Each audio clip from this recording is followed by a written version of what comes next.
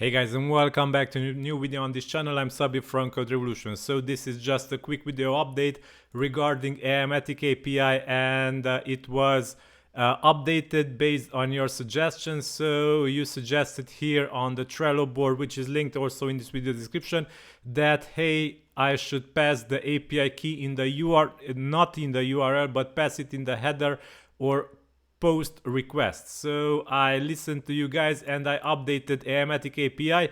Now if you check the documentation page there, you will see that the API key can be passed as before using get or post requests using the API key parameter.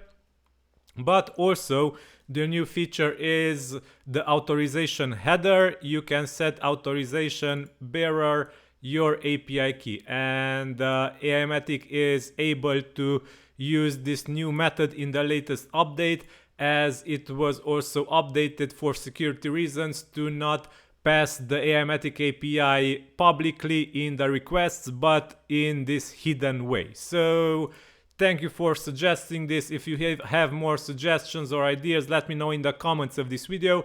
They are always welcome. So AIMOGEN'S is linked in this video's description. Let me know if anything pops up in your head about it.